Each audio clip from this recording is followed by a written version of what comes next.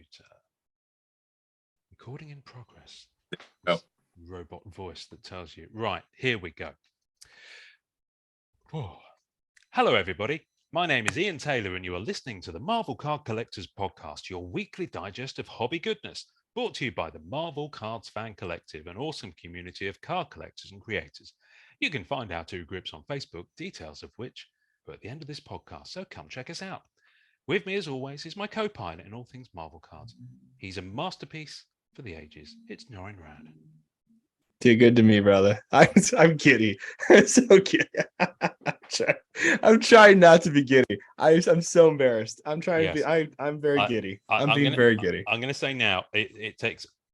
I'm going to hold off on the fanboying, and I'm just going to get into the intro. I'm trying. I actually prepared. Okay. I'm proud of you, man. You're doing so well, bro. Thank you. I'm holding it together. So, Norrin, a lot of folk will remember that for the longest time, episode 1 even, we've had a respectful nod towards the horizon whenever his name was mentioned. It's only right that the artist, who many consider to be the godfather of Marvel cards, the daddy, if you will, would be given our now customary "Good evening, sir," tip of the hat whenever his name be uttered on our podcast. Indeed, after so many episodes and near misses to record, it brings me incredible pleasure to say "Good evening, sir," and raise a glass to our guest this week. You might know him. By the way, this is not alcoholic, I should say. I haven't started drinking yet. You may know him from such iconic sets as Marvel Masterpieces 1992, Marvel Masterpieces 2016, or perhaps unluckily arrested by him in Manhattan somewhere around 1980. Mr. JOE JUSKO, how the devil are you, sir? It's a real pleasure, guys. I'm happy to finally be here. Oh, I was working on that intro for way longer than is probably healthy for me. But I knew if I didn't write it down, I'd end up blubbering like some idiot. So appreciate you finally fitting this into your busy schedule. Oh no, no. I've meant to for the longest time, and I keep forgetting. Just being distracted by stuff. So I'm glad that we decided to do this. That's cool. Well, listen, I think there's something coming up that you'll probably want to talk about, actually. So it might be good timing in terms of promoting something that you've posted in group about, but we'll get on to that. And you've always been here in spirit, brother. So always in spirit. Yes, definitely. Thank you. I've had the hardest time keeping a lid on the fact that we're talking to you today. It's been about 2 weeks now, so it's, I've been living with the secret for a while. I did actually reach out to 3 people other than Norrin, one of whom was our guest yesterday. I'll come on to that yesterday. One of whom was an artist who works in sketch cards, who's in the group, and one of them is a collector, and I each asked them to submit a little question. So we'll get onto those later as well. There's so much we can talk about, and we've kind of got a little kind of map of it, but we'll just have a conversation, really. Obviously, I want to talk about Marvel Masterpieces, and obviously, I want to talk about the work that you're doing now for the Edgar Rice Burroughs books. But can we go back in a time machine, Joe? Absolutely. It's the first time people are hearing about you. I want to know what happened. Where did you get started? Because I've read about it, and I know it's been written about. But how did you get started, and how did you end up going from the New York Police Department to Marvel Comics? Okay, where do I start? Well, I was a comic fan from the time I was a kid. We didn't grow up with a whole lot of money, and the thing that kept me occupied when I was a kid, where my father would give me money to go to the newsstand or the candy store and pick up whatever comics came out, because he liked them all. So my older brother read comics. So I used to buy comics, and it was a way for me to like I said, pass my time, and also I found myself intrigued by the artwork. My older brother drew before I did. He was 9 years older than me, and I used to watch him draw, and I decided that I wanted to try that too. So I would try to do what he did. And I would copy stuff out of the comics all the time. I remember copying like giant chalk drawings on the sidewalk outside our apartment building of like the old Marvel posters that initially came out. That was the Ditko Spider-Man and the Kirby Hulk thing. And then when I was about, I guess, 8 or 9 years old, I was trading comics with a kid in the playground, and I got Avengers 57 and 58, which were the John Buscema Vision issues. And those books just blew me away. It was the first time I really took notice of any particular artist's work, to the point where I decided this is what I want to do with my life. It was that young, and I decided that I want to do that. I wanted to be the next Joe Buscema, which was insanity to even consider years old. But I never stopped that. Well, once that realization hit me, I drew constantly. It got me out of classes in grade school all the time because I was the guy picked to do the bulletin boards and do special projects, for the school. And then in 8th grade, you had to take a test for whatever high schools you wanted to go to. You applied for them. And art and design, the teachers at my school said, why don't you take the test for art and design? And I took the entrance exam and I got in there. And all through high school had decided that I wanted to draw comics for a living. That was my goal. Wow. But I realized in senior year, I won the DC Comics Award of Excellence in Cartooning because DC used to give an award to the boy who would be the best student in every graduating class. I realized that I was never going to be fast enough. I wasn't a natural draftsman, and I wasn't going to be fast enough to draw comics on a monthly basis, and at 17, I was able to realize that, I was very honest with myself about what my abilities would be. So I spent the gift certificate they gave me with the award on different paints. I decided, that I was going to teach myself how to paint, even though I never painted before. So really the naivete of youth and if I had really thought about how difficult all these life decisions I was making should have been, I might never have done it. But I bought a bunch of different paints, and that summer, the summer I graduated, I played with oils, I played with gouache, I played with acrylics, and I couldn't really figure out how to use any of them. But I put together like 3 or 4 sample paintings that summer. And that fall, I met Howard Chaykin in a comic book store in New York City. It was like the comic store that all the pros went to. And I happened to be in there. I knew the owners because I'd worked in a comic store previously, not that one, a different one. And you get to know, there weren't that many stores at that point. So we all knew each other. And Chaykin came in, and the guy who owned the store said, you should see his work. He's really good. And it so happened that Howard was looking for an assistant at that time. His assistant that was leaving. And he needed somebody else to work on stuff. And based on these 3 paintings that I had in my portfolio, he asked me if I wanted to work for him. And I was like, sure. That's it was like $20 a day, to sit there and went up to his apartment on 26th Street and 2nd Avenue at the time.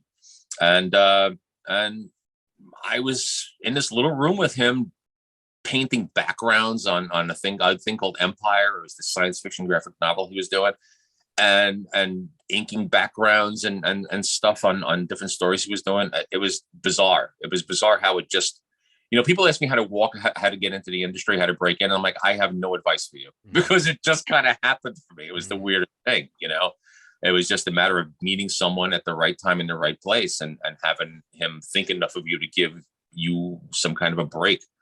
And while I was with him, he sent me up to Heavy Metal with those 3 covers that I had done that summer I graduated high school. And they bought one of the covers. They bought one of those paintings for a cover on Heavy Metal. So, and 1977, 78, 77, it was like Heavy Metal was the magazine everyone wanted to be on. Yeah. And they bought one of my pieces for a cover, which to this day amazes me. They commissioned another one off me. And another job, and I went back to work with Howard, and Howard's predicted. He said, "Well, now that you're published at Heavy Metal, I could send you up to Marvel." And he predicted I would be with him about 6 months before I broke it on my own, and he was pretty much dead on. So I worked with Howard about 6 months. I went up to Marvel based on his recommendation. They commissioned a cover off me, and I just kept getting work at Marvel. So that's kind of how that started. I was 18 years old. I was painting covers for Marvel's magazine line. Wow. Okay. It's crazy. That's so amazing. So amazing. Well, it's because I actually had no idea what I was doing. If you look at those early covers, I mean, they're like a mixed media approach because I didn't know how to use any one particular paint the right way. So I was using anything I could to get the effects I wanted. So they're a combination of watercolors and gouache and acrylics and magic marker and just all kinds of stuff, just because I was I was basically teaching myself how to paint while I was working on those covers for Marvel, which in hindsight, it really, like I said, is pretty amazing. But what a way to it's exploration, right? It's pure creativity and that exploration that kind of builds something really unique and different. Yeah, and it never occurred to me that I shouldn't be doing that at 18 years old. You know what I mean? It was what I considered to be a natural progression. It's like, this is what I want to do, and I'm doing it. And looking back, I should have been more intimidated, or I should have been more unsure of myself. But I was just, okay, give it to me and I'll do it. And despite the fact that I was really green, and some of those early covers, I show it obviously. It just never occurred to me that I shouldn't be doing that. I don't know. Well, yeah. So you're at this stage using these different paints and stuff. So what kind of clicks, and when does it start happening where you start developing the technique you use now, like the progression of that? It took a good 15 years. I mean that was when I was 18. Like I said, it was 1977, 78. And I had done covers. I was working for Marvel for a few years, and I was getting work, but there was only so much work at Marvel because they were more a comic book company than a magazine company, and their magazine line was slowly starting to dry up. And I couldn't get a Savage Sword cover for Roy Thomas to save my life. He had his own staple of guys that he liked to use, and I think he realized that I wasn't quite ready for the covers, or I wasn't quite as accomplished as a painter as the other guys doing those covers. So it wasn't until he had left and Louise Jones took over that I started to get covers at with the Conan stuff. But I still wasn't making a great living. I was still living home with my parents. I was 19, 20 years old. I really couldn't afford to move out because there was only so much work at the time. So I decided that the other thing I always had an interest in was police work. And I took the police exam because there was a 15-year hiring freeze because the city had no money, but all the cops were retiring, so they opened up the tests again. And I took the test with a bunch of friends of mine. It's funny. It's like I grew up in a really bad neighborhood in New York City, and half the guys I grew up with, I became cops in jail. Yeah, exactly. And I made it. I got on, and my initial idea was that I would do that for 20 years, do some freelance on the side, then retire and go back into freelance full time. Again, a very naive outlook on how I was going to be able to do that. But after a few years of being a cop, I decided that art was what I really wanted to do. So I went up to Tom DeFalco at Marvel and I said, if I leave, can you guarantee me some work? And Tom was great. Tom was like, we'll give you as much work as we can give you. And this was like 1985 now. I jumped ahead a bunch of years. And they were doing posters. They had more magazines, more painted projects and stuff at that point. So I went back into art full time again. But getting back to the initial question, I was still doing that mixed media thing because I wasn't painting consistently in the time that I was a cop. I was doing jobs on the side, covers on the side. It made me realize that this is what I really should be doing, and what my true passion was. But I was still doing that whole mixed media approach, even up to the time that I got to the Marvel Masterpiece cards.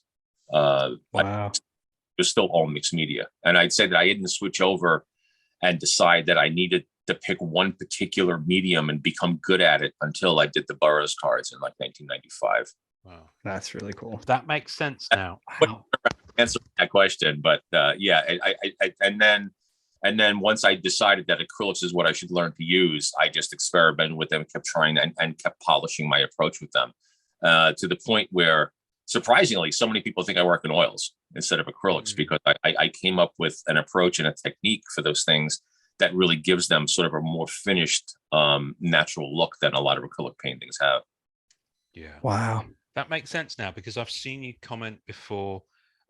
See, the joyous thing about Marvel Masterpieces group on Facebook is that you occasionally drop in and engage with collectors, which is amazing. Fans. So thank you for that because I know they seriously really cherish that.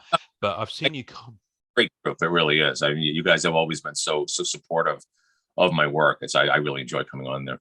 Oh, bless you. Thank you. We appreciate you. But I've seen you comment before that you were just because of the time scale of Masterpieces 92, you were kind of just anything. You were using anything just to get it done, and and that very much ties into the mixed media phase still being, you're kind of sort of the tail end of that, I guess, if it's a few years off you settling down to one thing. So that makes sense.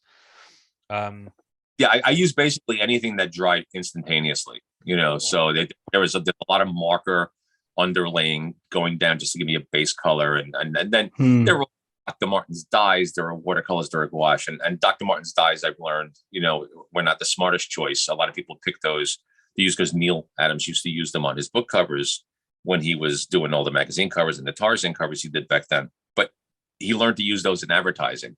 And Dr. Martin's dyes are very fugitive, meaning delicate and not light, fast, medium, because they were used basically for comps in advertising. And Neil decided to use them for his artwork. So if you look at a lot of Neil's paintings today, they're all faded from sun damage. Gotcha. So probably not the smartest things to use, especially when you're doing a mixed media approach, because once they sort of faded, the other stuff didn't, so that you get separation of color and value and stuff like that. So that's another reason why I decided I had to pick one medium and stick with it. We've gotten so lucky with the group because we've had other artists come in, and I collect sketch cards, and a lot of us collect sketch cards and look at the art, and we've been seeing them when we were the kids, so we just analyze and enjoy them. But it's so amazing how much like artists have to also be chemists, because I hear this conversation a lot. Like Bianchi told us about this, and Julie Bell and Boris. Like, it's so fascinating to hear the mediums, the brushes, right? Palumbo also mentioned this. Right. It's pretty fascinating. Well, you learn through experience also that if you use alcohol-based markers as an underpainting and then you paint over with acrylics, the alcohol eats through the acrylic. So you'll start to marker underneath the acrylic overpainting. And like you said, you have to be a bit of a chemist, and you learn this stuff as you go along. That using marker on their acrylics is not a smart thing to do. It really reminds me of chefs. Because I spent a couple of years washing up in a restaurant as a student. I'm sure most people have got stories like that. But you get a real sense of the fact that it's very similar, a creativity. It's balancing the chemical reactions of what you're working with, because it's all organic stuff at the end of the day, and how that might come out. At least with the acrylic being eaten away, you're not actually killing someone with the food you're serving them. So there is that. There is that. I was going to ask Joe before we get onto Masterpieces 92, because I'm dying to start asking you about that. But I just throughout that period before, so from 85 through to kind of when Masterpieces happened. Was there anyone specific? Obviously, you worked with Howard for a period, but was there anyone at Marvel who was kind of a mentor to you, or who helped you in a way, or influenced you? No, I mean, I made friends with a bunch of the editors who it was much more a social game at that point, because you had lived in New York City. I was lucky enough to be born and raised in New York City, but the publishing companies, so Marvel was there, DC was there. It's not like it is now, like post internet, where you can live anywhere you want. And once the image guys moved out to California, they were based out there. Everything was in New York City.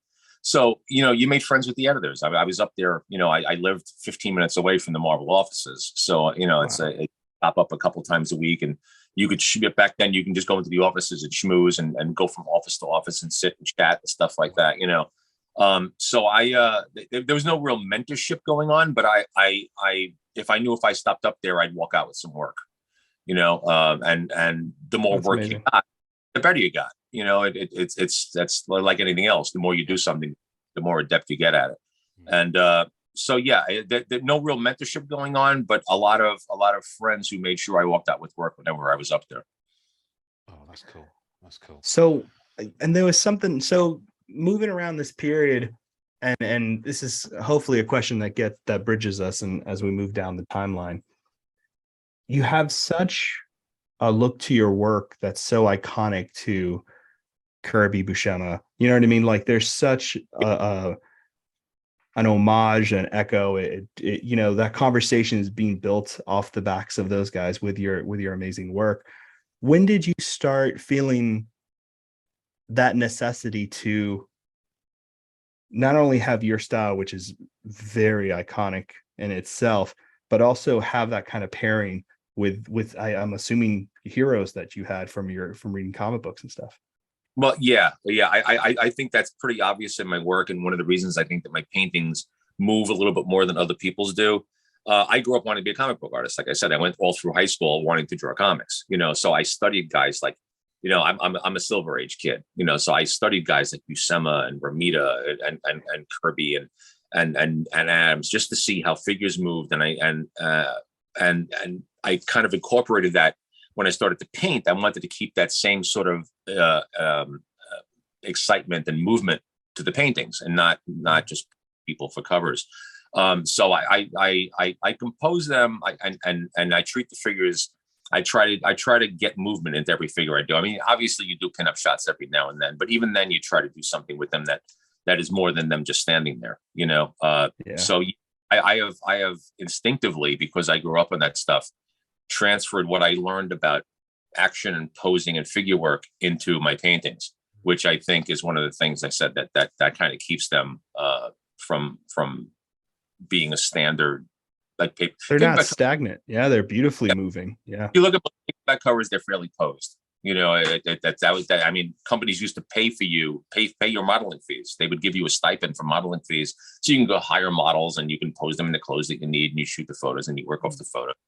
I tend to draw everything out first, and I'll use photos to correct the stuff that I do if I think it needs it. Or there are certain figures. I've been cutting up magazines for 50 years. So I've got files on anything you could possibly name. So I can cobble stuff together to make sure lighting is right or anatomy is right if I need that. But my initial drawing is always done like a comic book drawing, just so I can get the movement and figure and the approach going that I really want. Well, it's so funny because, and I'll bridge us to 92 now. And this is just my reaction to 92. I could be way off base, but your ability to harken back to those artists and bring your design in, and then look at those photos and correct, I'm assuming, cloth. And I've seen you do with cats and animals. I mean, it's just sick how you're able to do. I mean, it's just so cool how you're able to capture that kind of that like, when you have like an action for an animation, you have a start and a beginning, you always kind of capture right in the middle or right after the climax or before. Yeah. Right. What I mean? There's always this kind of tension that's still in the figure. When 92mm came out for so many Marvel card collectors, I think people forget that was the first time, not only in card series, but in Marvel, we really saw characters that looked like people.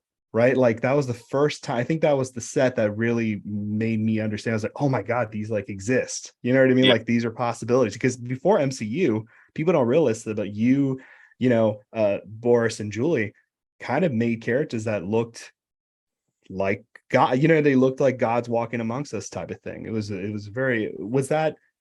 that always a decision? Was that something that kind of came about? Like, was there a decision there? Yeah, well, it's the whole height of tension thing that you talked about was something that I remember reading Frazetta books.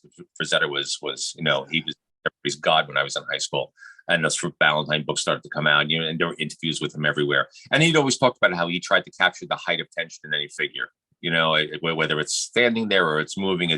So that, along with my comic book background, I've always tried to incorporate it into the paintings.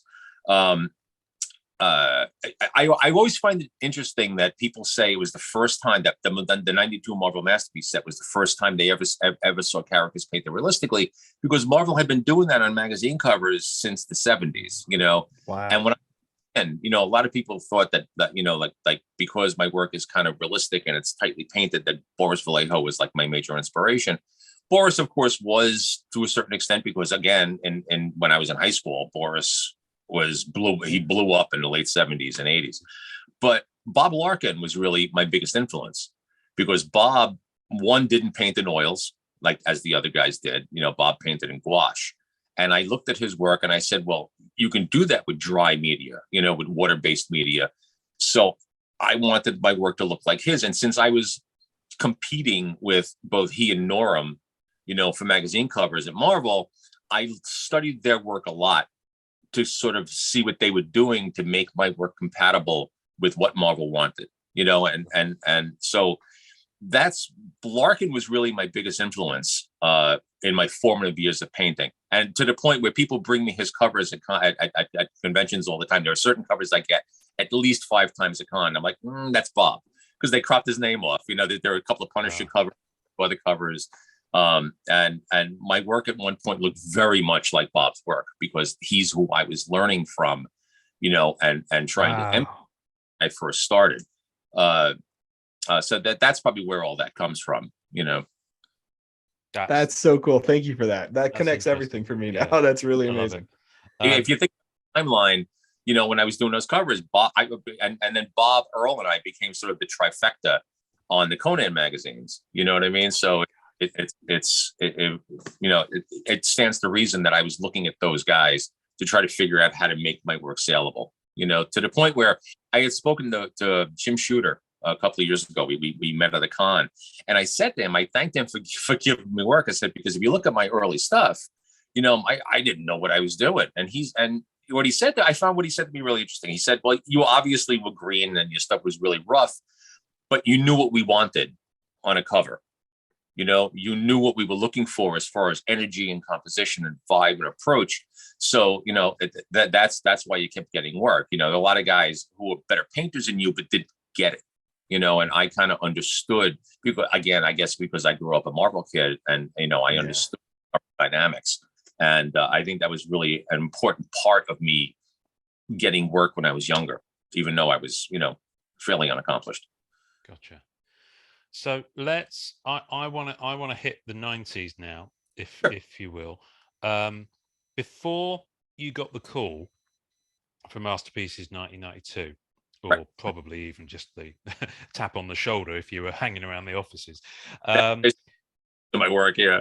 Were you aware, because we interviewed Bob Budiansky last year, and were you aware that he was that they were bringing out the card sets, because they brought out, you know, they'd taken Marvel Universe 1990 and then obviously 91. Were you kind of keeping tabs on what they were doing from that angle? I wasn't keeping tabs on it, but it's like I said, when I went up there, I was at that period where, you know, if you gave me work, I took it. You know what I mean? Which is why you know, Nightmare on Elm Street covers from me. You'll see Nightcat, NFL Super Pro, and, you know, you'll see basically, it's like, you know, if you have work, I'll take it. I'll paint anything. I don't care. You have Care Bears painting, I'll paint the Care Bears for you. So I was aware of the cards, although the cards were a whole separate endeavor, until they had asked me to paint the backgrounds for Marvel Universe 3. You know, and it's amazing how many people don't realize that if you put those cards together, there's one big sort of universal background to it. So they asked me if I would do that, because this is pre-digital. It would take 10 minutes today to do that thing, you know, but I had to paint these 2 big paintings, and they gave me a template of where the figures would be. And I had to sort of connect every card. So in between each corner of each card, I had to have kind of a sunburst or a planet or something else, you know, so that when you put them together, you had this big background. So that was my first introduction doing trading cards. And then Topps called me.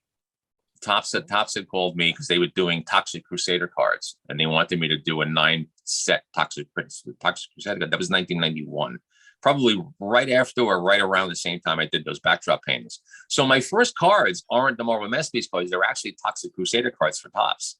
Wow, you know, okay. So cool. Kind of, you know, and it's again, you know, it was they sent me the drawings to use as the basis for the paintings, and I did painted versions of those drawings they sent me.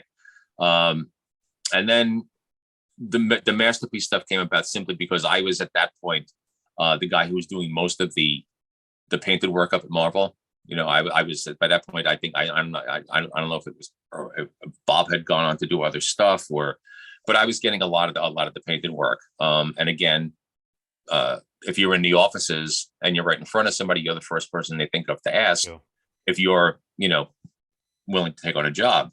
So I couldn't tell you exactly how it came about. I'm sure that Bob had mentioned to me they were doing a card set and asked me if I'd be interested in doing it. And I know that Jim Lee had just done that X-Men set. Yes. So I said, well, you know, I guess I could do little tiny paintings. I know that I was a trading card fan, so I knew that the Mars Attacks paintings were little paintings, the Batman paintings were little paintings. And I know Jim's paintings were like 5x7. They were these little tiny things. So I said, sure. I said, actually, it sounds great. And it was also when they told me what I'd be getting paid for, it was the most money I'd ever made on one job in my life. And I was like, of course I'll take it. Sure. No, not a problem. So that's how, I'm sure that's how it came about. I'm sure they asked me if I'd be willing to do it, if I had room in my schedule, which of course I did. And that's how the set came about, as far as me taking the set on. Yeah. But you earned that money though, didn't you? By all accounts. Well, you know, it sounded really doable, because it was, I was going to do small paintings, you know, little figure things, and they gave me 90. That once I agreed to the job, they told me the deadline was something like 94 days or 96 days or something like that. It was just around 3 months or a little over 3 months to do 104 pieces. But of course, once I started them, and I reasoned out in my head, well, you know, if I did a painting a day, you know, for like without taking a day off for like the 3.5 months or whatever it was, then that shouldn't be a problem.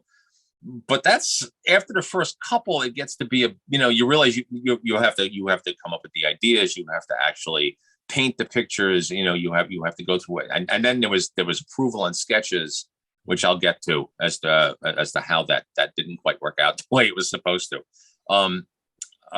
You know.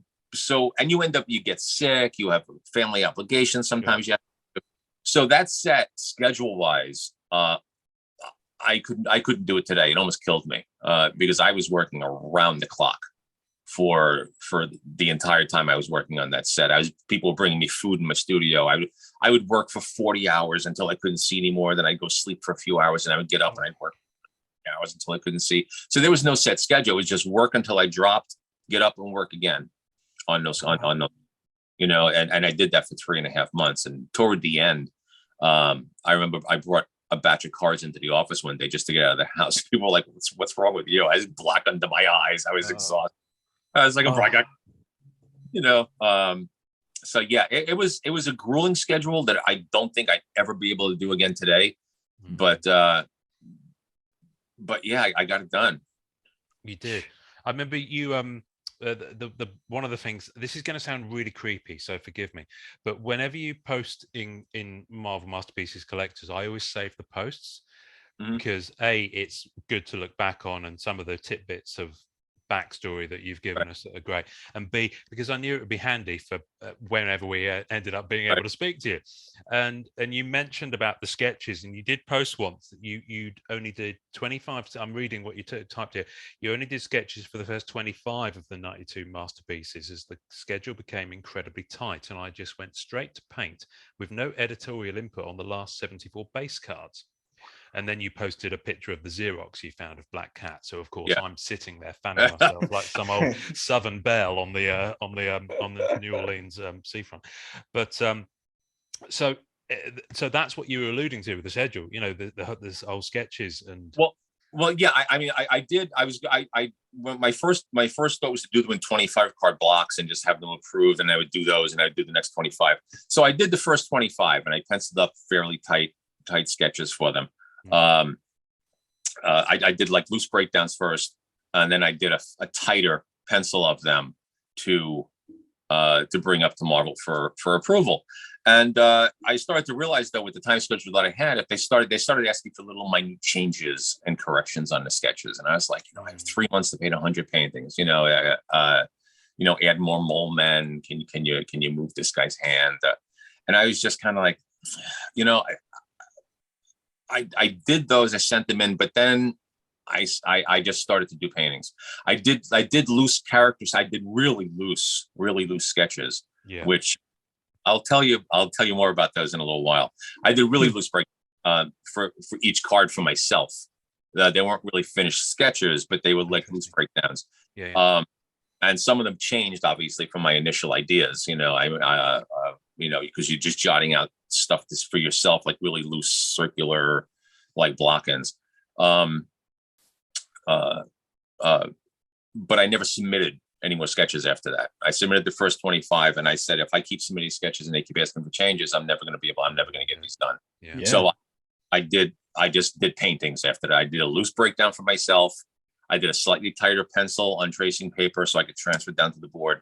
And then I did the painting. So I was just sending paintings in 10 card blocks, I think, at that point. But I had to submit sketches for the entire card set and wait for approvals and changes and stuff like that. That set would never ever have gotten done. It barely got done as it was. Yeah, I mean, it came out in October '92, I believe. Right. What kind of time frame was it between you kind of finishing that chunk of work and it coming out? Do you remember? Started the job in March, I believe. So March, April. When did I start the job? I finished it right before San Diego that year because they wanted to do San Diego. So San Diego, I think, was July. So it was July, June, going backwards. I probably started them in April, beginning of April. Gotcha. At the end of June, no, April or May. When did I start them? I know I finished them in like 90 days. So 92 days. So I probably started at the beginning of April. So I had April, May, and June to finish. Gotcha. And they were done like right before San Diego in July. I finished the last one. Wow. So was San Diego not in October?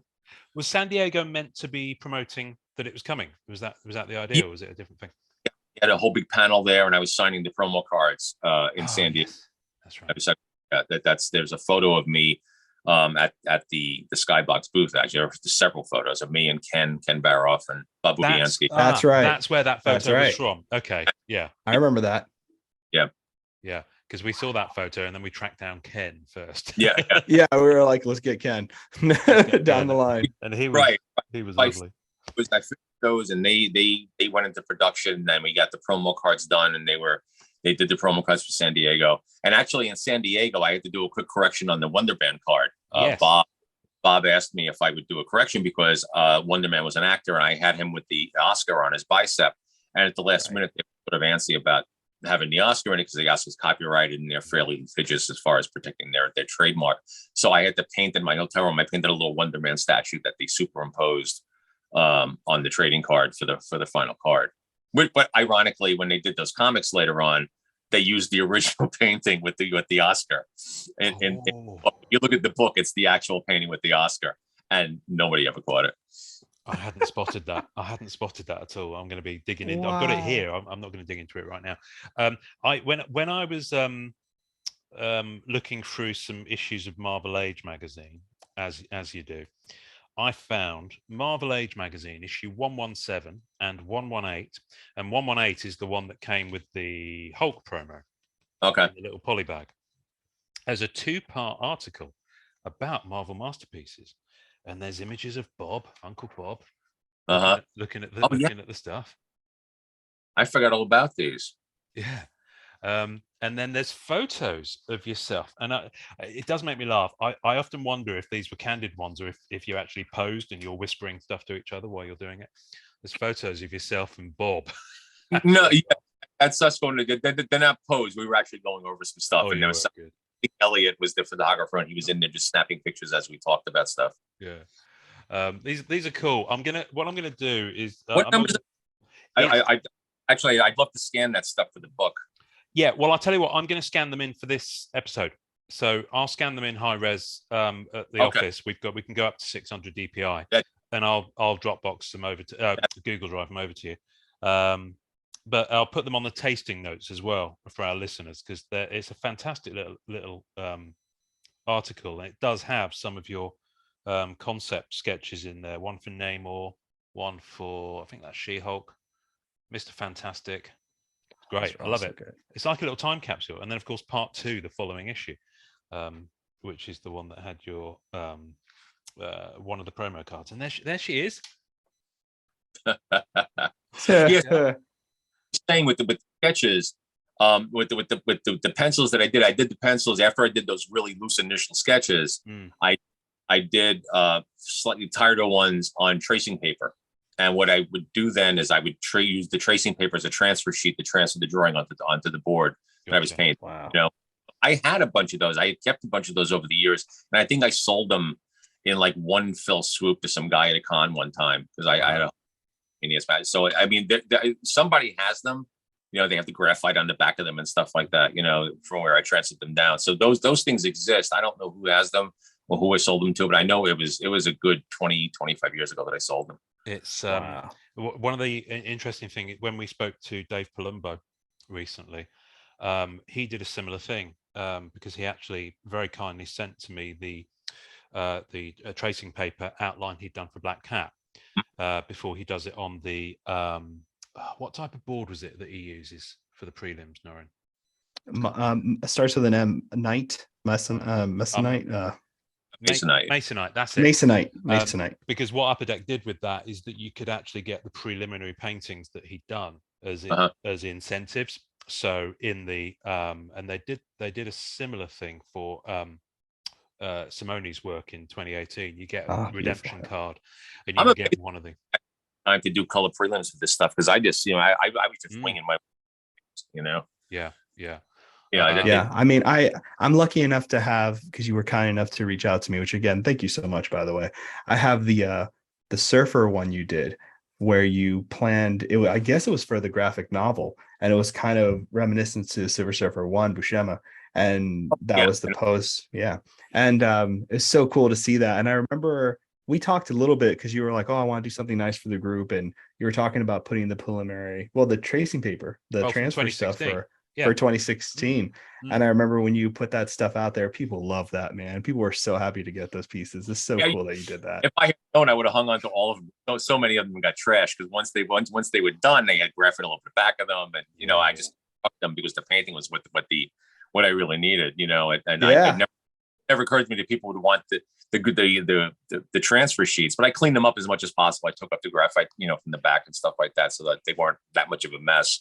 But yeah, I was surprised that I chucked out so many of them. That's so cool. They're lovely. They're lovely pieces for us mere mortals who can't afford the original art. Not that it's not worth it, but it's a I like nice, all the production way stuff. and it feels like you've got part of the DNA of the set. It's awesome. I love seeing painters' preliminary studies and stuff like that, because especially for me, because I like seeing the thought process. So I agree with you. You can see the finished painting, but to see how they got to that place, I always find fascinating. We love that stuff. I mean, I'm very fortunate to have a couple surfer pieces from different artists where it was the thought process, and that to me is everything to me. Like, of course, you love the final pieces, obviously, but like, you don't get to see that stuff printed. So when when your book came out for the 16 set specifically, it was so wonderful to see that, because it is exciting to see you go through that process, and I love seeing the thoughts of the poses, because I love that book. Love Ian showing the 2016 book. It's so good. Well, you were talking about when you were doing the 92 pieces, and obviously I'm sure everyone tells you this, but thank you for spending the time for actually getting the characters' personalities in there. You know what I mean? Like, that was people very, it seems like a really small thing, but it's not often done where you have someone who, like, someone knows how to make that Gambit picture read Gambit. You know what I mean? Like, there's just like that Black Cat reads Black Cat. That's my biggest consideration, because it's really easy to do generic poses, and just stick whatever character into whatever generic pose. But if it doesn't really emote the character, then I don't think it's a successful. So yeah. In addition to trying to do decent cards, I really wanted to try as much as possible to capture what made each character that character. And I'm glad people appreciated that, because you're right, it is a small thing, but I think it's a really important thing that helps make the card that much more engaging. Yeah, it's the truth. No, it's the truth of the character in it. I think that's why it appeals so much to people who are, whether you collect the set, and obviously 92 is a very easy set to collect as well. You can get the whole set, unlike some of the modern ones. Because at the time that I had to do that set, that I lifted a bunch of poses from different places. You know what I mean? But if I did, I kind of morphed it into something that I needed for the character I was doing, because there was just no way that I was going to be able to sit there. So yeah, I mean, if you go through, I'm not going to tell you which ones to look for. You can see there are certain pieces that were lifted from somewhere else just to get that card set done. Save that for the book. Save that for the book. Yeah, a little tidbit. I think you've probably got quite a lot of trivia in there that you'll publish the book, and then it'll be like 3 months later you'll be like, mother, always I've got to type that in. Always the way. Talk about very quickly, just for my own personal curiosity, because one of the things that I loved when I started the Masterpieces group was I went on a tear of finding these images of the flyers for the promo tour that you went on. Yeah. So obviously you've had a chance to catch up on life and sleep and probably do some laundry and get back to a regular sleeping pattern and things like that. And then all of a sudden you're off on this whirlwind. Was it like a week you went? It was like, yeah, it was like I think it was 5 states and something like 7 days or so. It was 7. God. And signing and I guess that's aside from San Diego Comic-Con, I guess that's probably your first kind of insight as to how the set is being received. What kind of? Well, it was the first. Yeah, I mean, the San Diego were just the promo cards, so people didn't know what to expect. I mean, I know one of our biggest fears when that set came out is like Death of Superman was the same year and right around the same time, and we were really worried that the Death of Superman would overshadow the Marvel Masterpiece cards because Death of Superman was such a big thing. Yeah. So that really was my first inclination. As to how big that set was. I think I had done a signing at a Staten Island, Jim Hanley's Universe on Staten Island before that. Or maybe it was, I really don't remember, but yeah, that I was not ready for what that set had become that quick. Was it quite overwhelming, the response? Because there were a bunch of photos. Yeah, there we keep alluding to a book that we'll get to in a little while. We'll get to, don't you worry. It was from the different signings. They have photographers taking pictures, and the crowds were absolutely insane. I was shocked. I was really shocked at every single location how busy the stores were and how many people came out to get those cards signed. Like I don't think any of us really knew what that set would become. Obviously, it was just a really cool project, and it was the next progression in Marvel's card sets. They went from doing the pickup art that they would use on the Marvel Universe cards, then they did the dedicated Jim Lee set. So the next set was obviously let's do a painted set, a dedicated painted set, and it was a card set, and it became, lack of a better word, a phenomenon. Yeah, I mean the set is in such a way. It's weird because like 1990 Marvel Universe, you get artists like Tom Morgan, you got Jim Lee, you got everyone in the bullpen kind of hanging around doing the actual books that are doing characters from the books they're working on. So there's this beautiful symmetry there. And then Jim Lee gets his own set, and then you do this painted set. And in a strange way, between those 3 sets, right in that grace period, the DNA for Marvel cards kind of starts, and like I'm sure it was Bob or whoever was creatively looking at the graphics of, designing the cards, but they did such a smart thing where they put that gold border around the card, and then the gold nameplate, and it has the blue and the black like layered kind of thing, and it just feels elegant. The back is marbled. You have the issue. You have a great write-up on the characters. I don't think people realize, and I hope, Upper Deck and it's such an important thing, but the stuff that's written on the back of the cards was like vital. Yeah. Vital to see that. But the character's first appearance on the back of the cards also, which it gave it some context and some history, which really, really all worked toward making that set something really, really special and historical as far as Marvel Comics history goes. 100%. And it kind of built that DNA. And I mean, we joke around and we talk about you all the time on the show, but you really are the grandfather, the kind of head figure of this. It's a pretty amazing thing. Yeah, and like I said, in hindsight, it's amazing because I none of us thought of it that way at the time. It was just like the next natural progression for the card set, and how it changed the industry as far as painted trading cards went. It's really something to look back on. It's amazing. Yeah. Did you? I think you mentioned in another post you got asked to then do the follow-up right the next year, 93.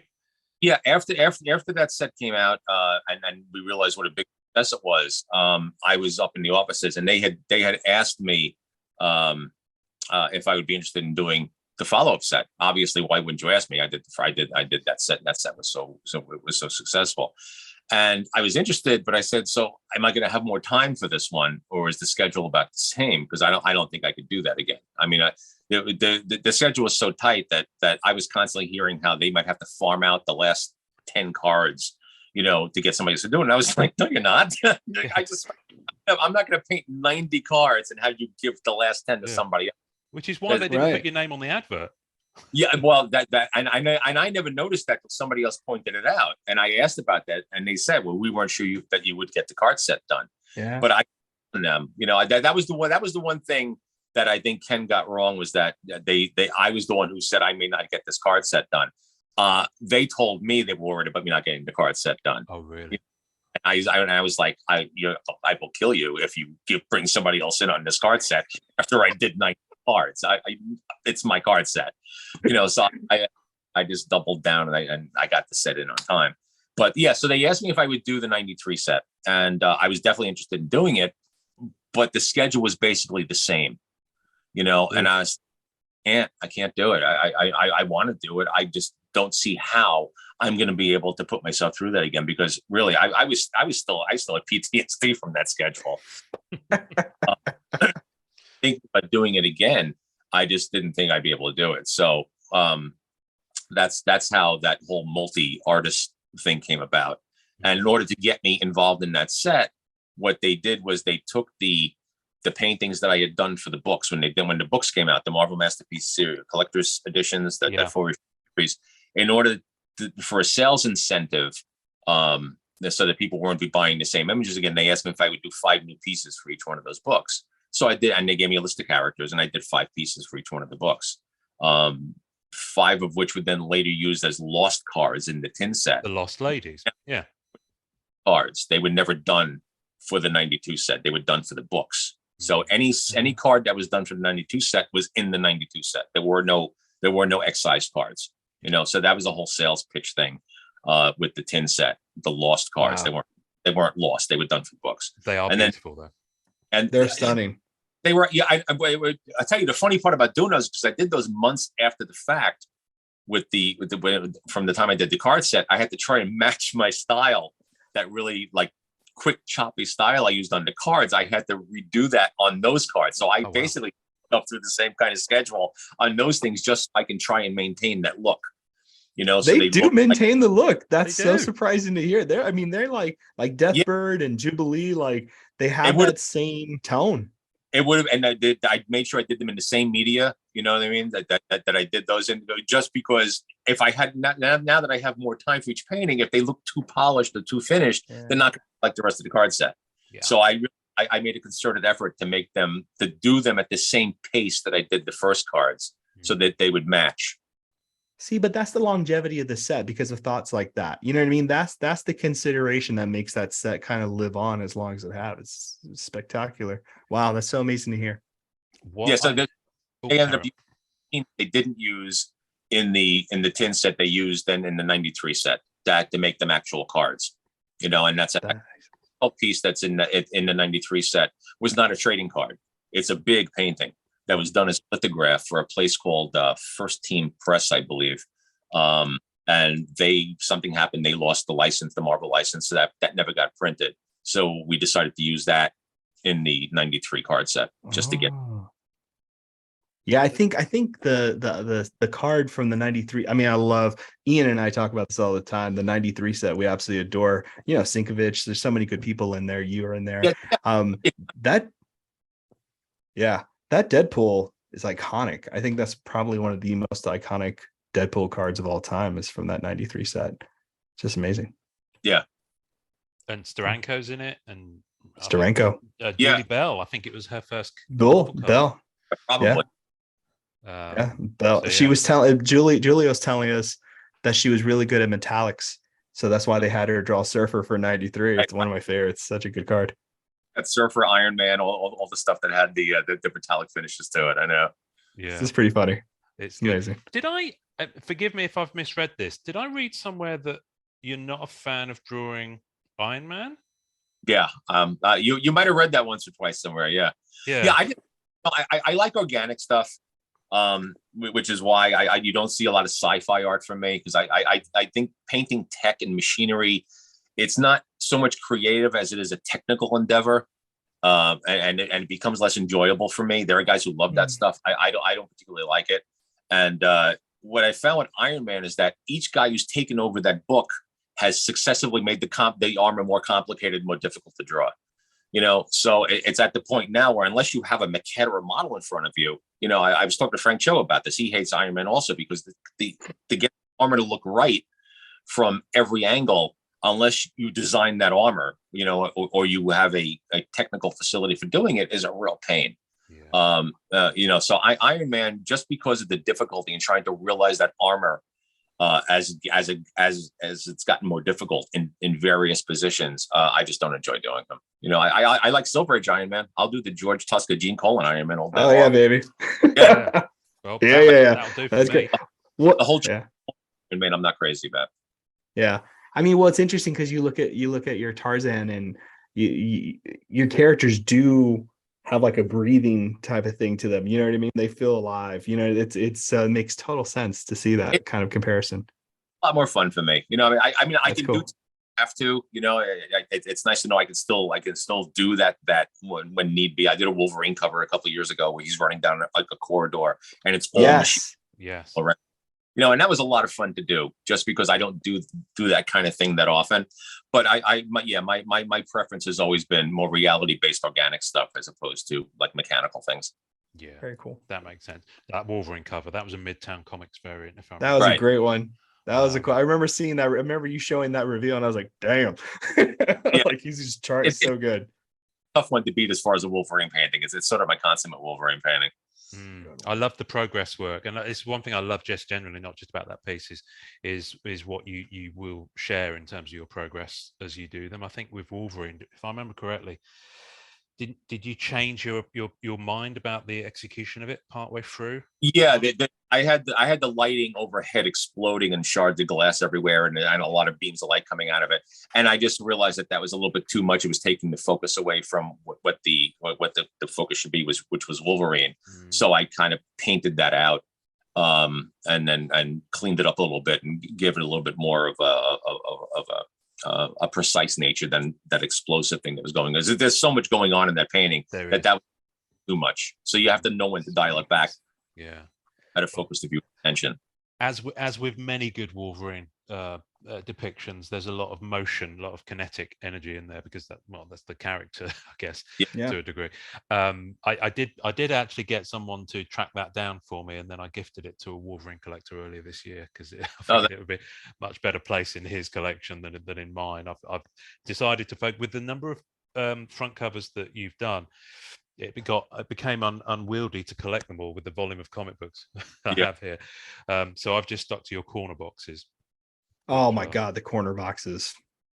That's a personal pet project that I enjoy the hell out of. Killed it. That's all about me, pleasing myself at this point. Yeah, I love them. I love them. I've got almost. I think I'm missing 2. I've even got the one that was exclusive to the Boston Con. Peter Parker Spectacular Spider-Man, and it's I think you were there signing for that one. So I've got a signed copy of that that I snagged off eBay. But I'm looking forward to doing a bunch more of them. My original intent with those, I planned on doing those for years, but can never find the time because paying work. And a friend of mine and a collector had said, well, listen, how about I commission a few off you? So I know you want to do them. So he commissioned, I did the Spider-Man, I think the Hulk, the Captain America, the Submariner, and I can't remember what the other one was. He commissioned 5 of them. I think it might have been the Vision. And I did those, and I really liked the way they came out, and response to them was kind of cool. So I did a few more. I did a few more for myself, and then I had a banner, my cover photo on my page, were the ones I had done up to that point. And I was like, I'm either going to get in trouble for doing these, or and Joe Quesada had seen them and he said, these are really cool. I love how these came out.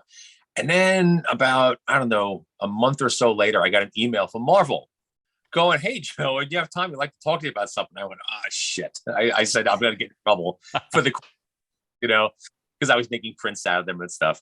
And I called them up and they were like, we really love these. And, we want to know if you want to do a whole cover series. We want to do a whole variant cover series based on. And I thought it was great that they contacted me to do them, because a lot of times they'll just see hey, this is a cool idea, and then they'll just farm them out to other people. But they wanted me to do them, and that's how my original approach is to do all the 60s boxes first, and move on to the 70s and stuff, and contemporary. But I had to do some more contemporary characters for those covers that I did. So there's a Spider-Gwen, and there's the Marvel. But you try to retrofit them, to look like old corner boxes. And since the corner boxes, except for the Submariner, as far as the John Buscema did, they were all pickup art. If you look at the old corner boxes, you find the original image in the comics. You just have to know where to look for them. So what I did when I had to do the contemporary ones, I tried to find clip art basically from different artists who were affiliated with that character to use as the corner boxes. And so I tried to keep up there. That's why they all say after somebody else. Yes. To keep up the idea that the corner boxes are clip art from inside the books.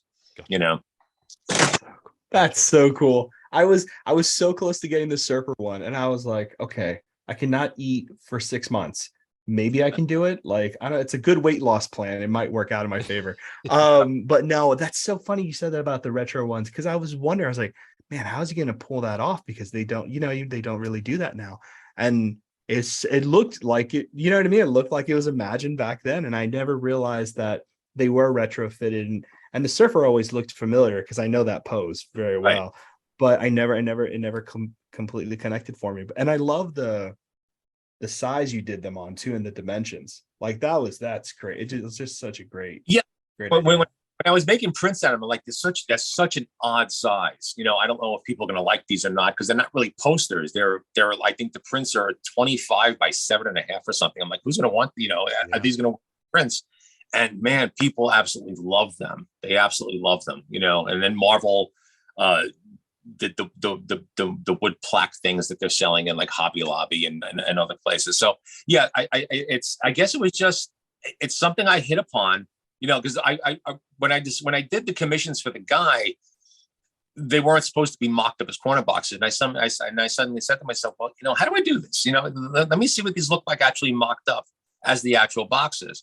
So that became a whole endeavor in itself, because I had to make sure that the colors that I chose for the backgrounds, I don't know if you ever noticed on the corner boxes, they matched the logo. They matched the Marvel logo for that month. So I had to find then the books that had that logo that matched up with the background color I picked to make sure. And then the month and the years had to match. So what I did was I did a lot of copying and scanning and cutting in. Like I Asgard Press did these great Marvel Comics calendars.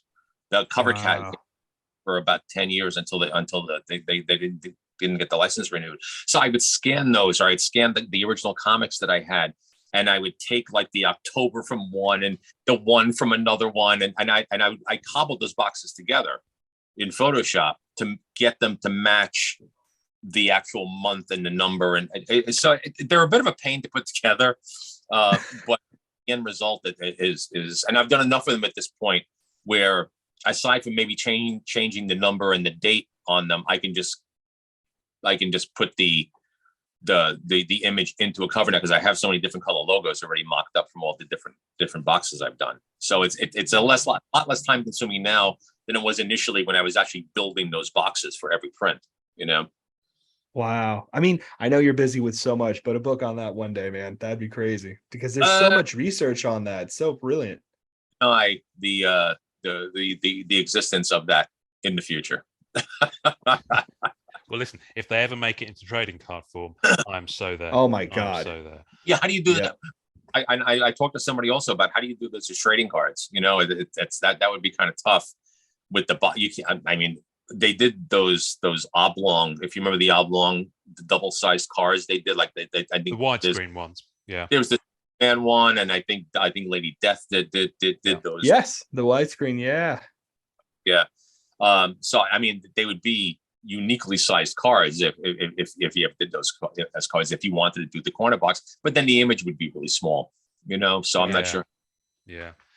Well, listen, I love them. We've massively segued there, but that's brilliant because I just love those corner boxes. So I had to bring them up. I had it on my list of things I wanted to say that I think are really cool.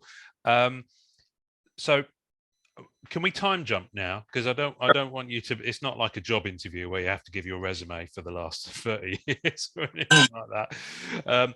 Let's time jump to Marvel Masterpieces 2007, which is Upper Deck's first Marvel set, I believe.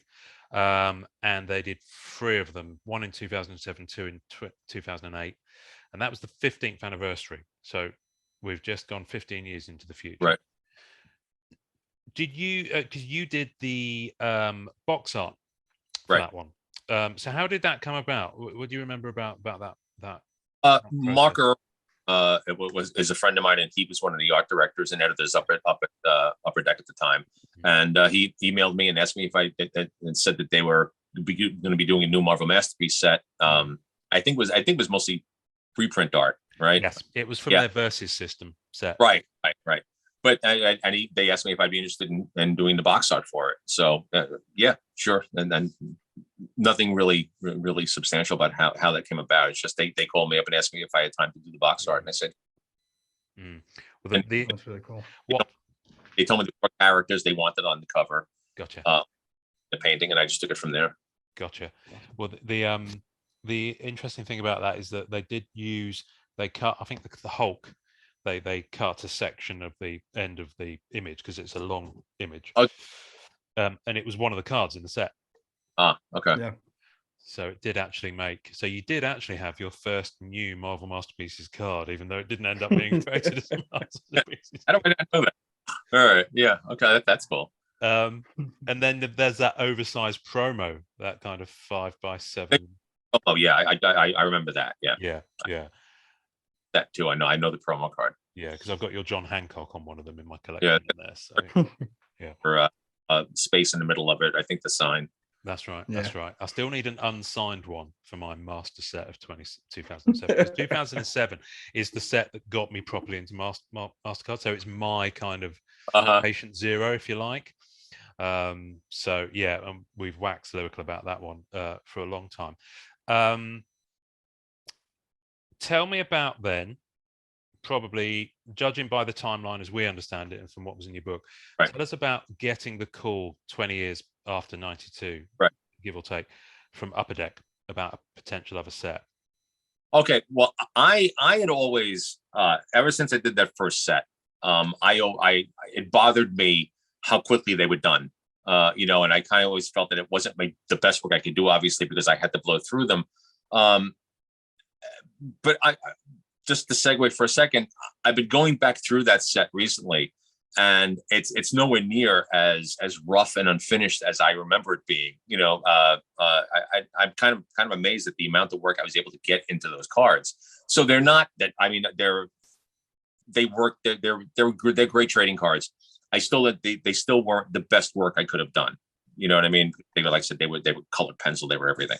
So I had always wanted to go back and revisit that and have enough time to do what I do on that card set. Because I was always kind of envious that after the first couple sets, people were getting a year and a half to work on a card set. The Hilleberg had a year and a half or something like that, or 2 years, and Boris and Julie had a year and a half or 2 years. And I was like, Jesus, I had 3 months. They've had 2 years. So obviously the paintings are going to be that much better and that much more finished. So I'd always wanted the opportunity to go back and revisit and kind of show what I could do with the card set. And I had approached them a couple of times that they weren't ready yet at that point to do a whole new card set. And then a few years after I had thought about it, because I wanted to do the 20th anniversary, and that did work out. And then they finally, around the 25th anniversary, they gave me a call, like right before the 25th anniversary, to do the card set. And I was really happy with the opportunity to finally have enough time to revisit it, and I think put my all into the set. We missed the 20th anniversary, which like I said, I approached them for the 20th anniversary, and it just didn't come about. But then I think for the 25th, they decided that it might be a good idea to do a set. Yes. So you got, okay, this is just the craziest thing. So now we got 2016 Marvel Masterpieces, which is just still like the most drool-worthy set of all time. It's just amazing. The excitement's always buzzing in the air. People are just can't wait for the set. They're so excited.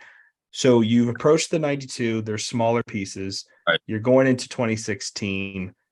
What's the pregame? Where are you at in your head? Like, what's your battle plan for this set?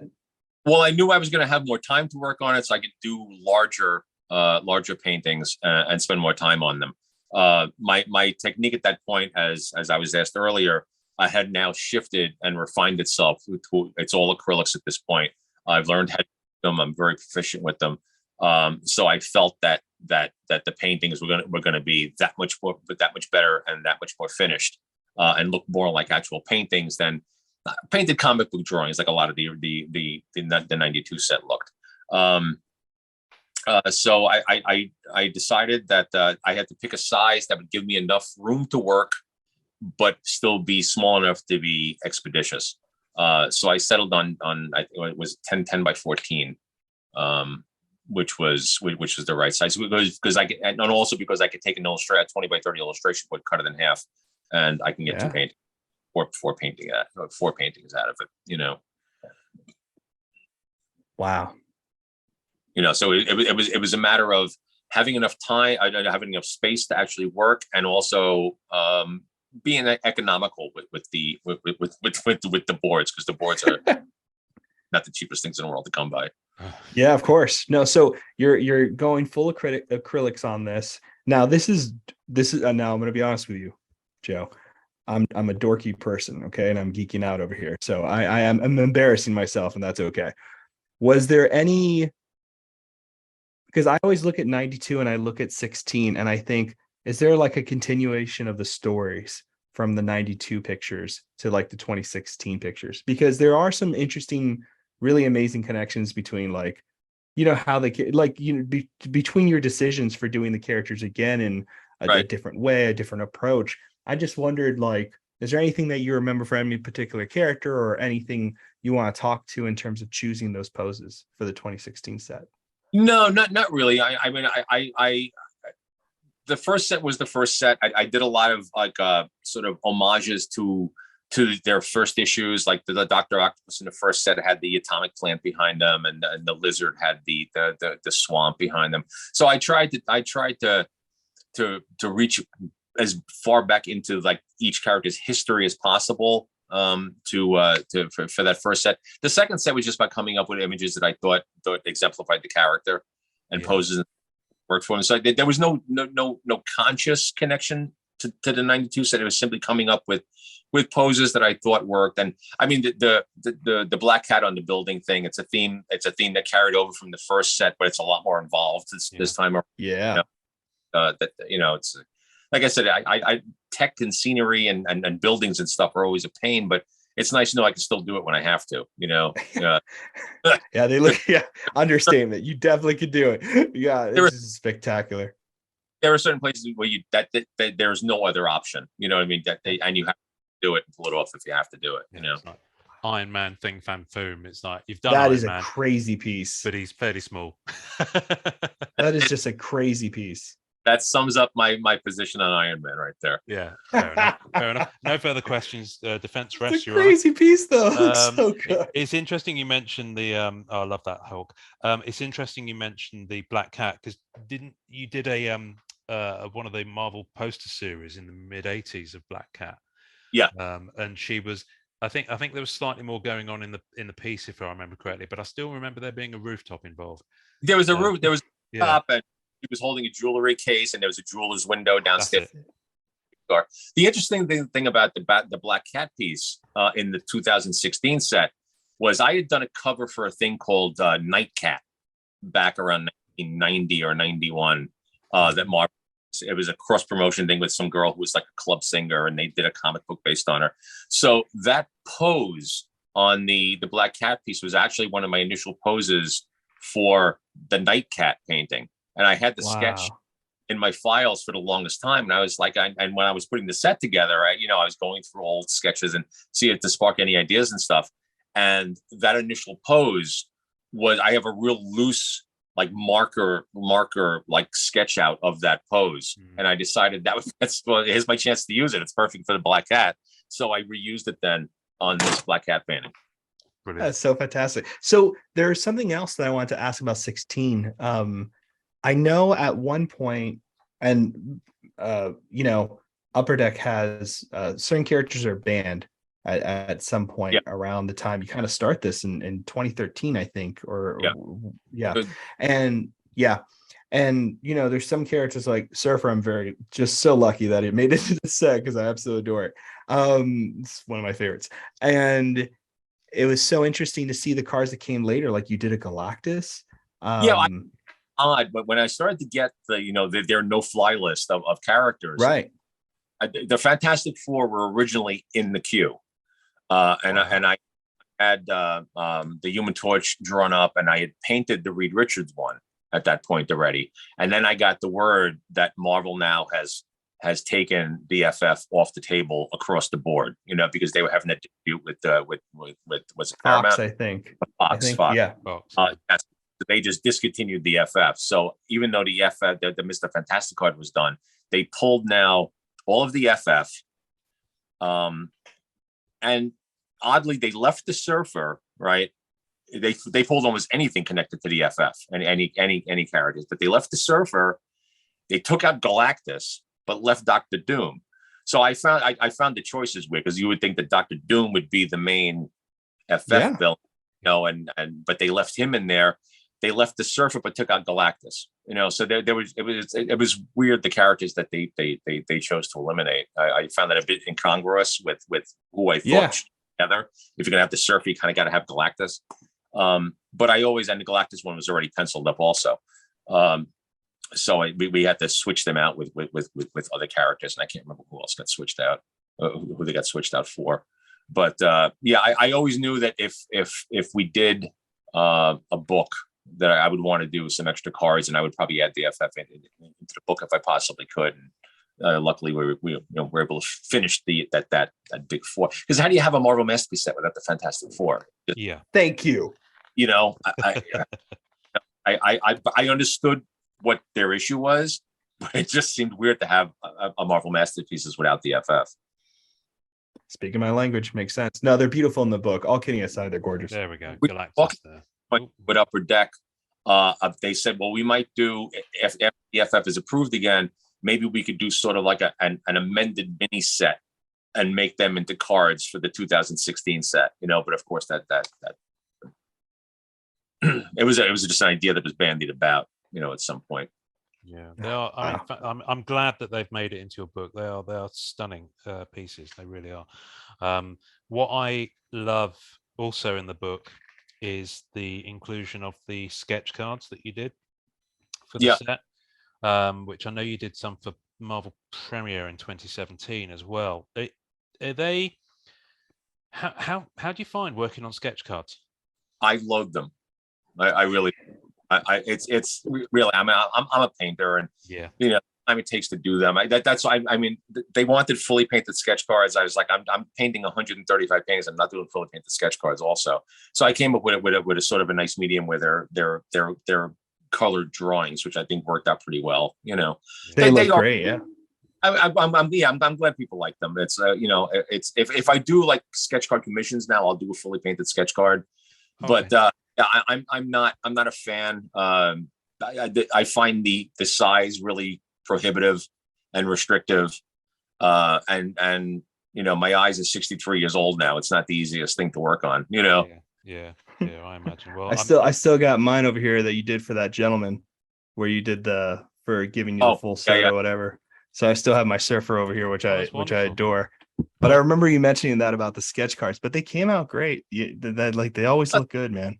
Yeah, I was happy because I again, it took a second to figure out how to approach them, and still make them look kind of really cool and in color, and I think they worked out really well. Yeah, I mean, you also did some for 2012, but they were much bigger.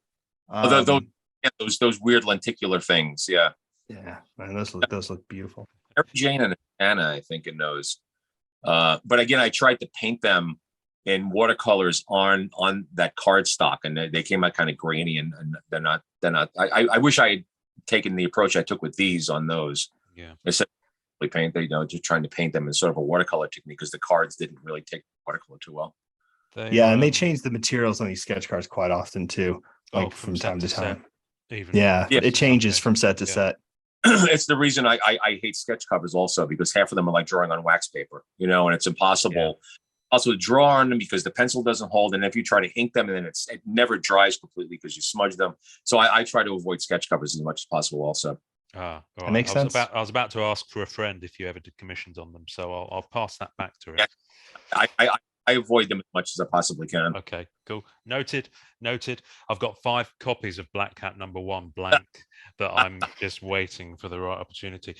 Can I just say, we talked earlier on about that motion, that what was the expression you used? Height of tension. Yeah. This piece from 2016. I love that piece. Mary Jane is one of my. So my daughter's 7. She's just turned 7, and she's.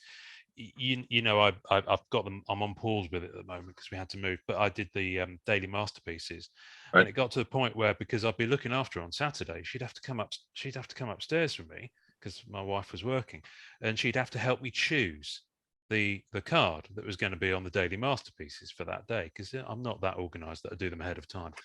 And she'd invariably gravitate to Masterpieces 2016 and the female characters, and she loves them. She absolutely loves them. And that, along with the Gwen Stacy and the Kitty Pryde and Lockheed, because it's a cute little dragon on the shoulder. Lockheed's great. She loves them. And I was trying to figure out what it was that was most appealing, apart from the fact that she's identifying more with female characters in Marvel, as you would perhaps expect. And I think it's just the color palette on them, the vibrancy on the cards, because it's really, they're really bright, vibrant cards, and you can tell, you can see from here that that's carried through from the original. And that piece in particular, like, there's just so much storytelling. Dancing to music. Well, I was trying to go back into the history of her. If you notice the dress is dress from the cover of Spider-Man 59 when she was dancing. Which was really her personality, I mean, when he first met her in what was it, 42, in 43, she's got the stereo on and she's dancing. That was the character. So the pop art Peter Parker in the background kind of fit the whole 60s vibe that I was trying to go for. The retro 60s vibe thing I wanted to do with her, which I thought captured her personality perfectly. Yeah, so good. The Gwen I had originally envisioned, if you look at the picture, and I based her on Carol Lindley, who I always, after seeing the Poseidon Adventure, she was dressed in the white go-go boots and the skirt. I was like, she's Gwen Stacy. It's ridiculous that's Gwen Stacy in the Poseidon Adventure. So I always thought that she would make a great Gwen Stacy. So I used a portrait of her as the jumping off point, but I wanted to paint it as if it was a photograph given to Peter. So I wanted to paint the frame around it, and I had my wife write out to Peter, love Gwen. So it'd have a female's handwriting on it, because my handwriting looks like chicken scratch. And I wanted the card to have that on there. And I don't think the card has the writing. And they didn't want to do the frame because they felt the frame kind of was too divergent from what the rest of the set was going to look like, But originally I wanted the Gwen Stacy piece to be a framed picture of her that she gave to Peter. That was my. But that's why you need those like pencil drawings, because like for a fan of that card, you know what I mean? That just completes the storytelling in that card. It's just so good, so good. And I love the Spidey signals on the back and how it matches with. It was just the other one. It's like how can I keep that? Because I wanted to keep them both sort of like in that 60s pop art thing. But what do you do with Gwen? If I'm doing a portrait shot of her. So I just came up with the circular Spidey signal motif, and it worked. I thought it worked out really well. Oh, it worked out great. I love it. It's really good. Background on the Gwen piece kind of is very pure, which is basically what that character was. I wanted it to be, I don't know, I as opposed to the Mary Jane, which is really vibrant and has a lot of movement to it.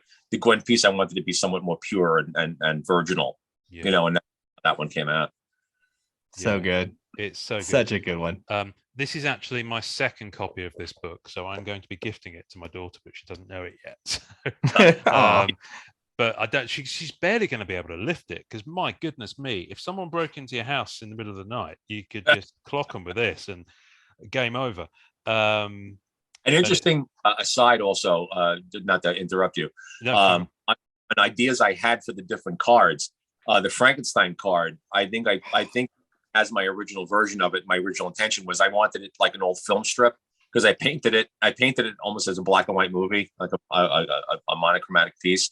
Yeah, so I photoshopped it into the old film strip so it would look like an old movie, and that was another one that they felt was too divergent for what the rest of the set looked like, so it was printed just as a regular card. But that version into the book because I thought I still love the idea. Your Werewolf by Night, the Frankenstein. I love all your monsters, man. They're so good in the set. Well, I specifically asked for them. It's like instead of doing all the same characters over again, I wanted to have some input to paint characters I never had a chance to paint before. Yeah. So I asked for monsters. I didn't get Dracula because I don't know why we didn't do two with Dracula. But I asked for the Kirby monsters. You know, I asked for a bunch of stuff, and I got, I think I'd say 75% of the characters that I wanted to paint, they agreed with and stuck in the set. Wow, that's fantastic. That is fantastic. I love it. I love it. I need to spend a little bit more time with this book. It's of course you've got the Captain America that didn't make it in, but that's a stunning piece. Very first painting I did because they needed promo cards for San Diego that year, so they needed like a hero villain thing. So I wanted to do Captain America and the Red Skull, and the the Captain America piece, which I thought was perfect. One of the guys who was in charge of licensing didn't like it. He felt it was too aggressive in a certain way, and the way with the you know the flag bleeding and everything. And I was like, and as much as I tried to explain, because I was in the city when all that was happening, I said, I was a cop. I'm an City cop. You know, it's like I grew up in Manhattan. A lot of my friends died down there. I knew fire, and he just wouldn't. I said, I get it. You know, and he just would not approve the card. Yeah. So they I don't think any promo cards for San Diego that year because they didn't like this one. There was no time to repaint it. That's right, because they did do in 2014 the oversized prints of Lady Sif and Deadpool. Right. Which I know you were there and you signed some of them because I did own them until recently. But no, those are absolutely gorgeous. There's not actually that many promo. We've talked about this on episodes before. Obviously, back in '92, the way they market a set and the way they promote a set is very different. So you had, I think, 6 different promos for various magazines. You had, you know, Marvel Age. There was one in Wizard. Comic Book Price Guide with Silver Surfer. And we had that poster, man. Do you know? I think Ian, if this is right, I think Marvel Masterpieces 1992 is the only one that has like a full out poster for a card set of Spider-Man. I think that's it. It's like Spider-Man and then the promo cards lining on the side. I think that's the only one. I know you have a signed version of those too. They were also releasing those to the mass market back then, so you needed the posters for the comic stores and stuff. That's mean, I had been out of it for so long.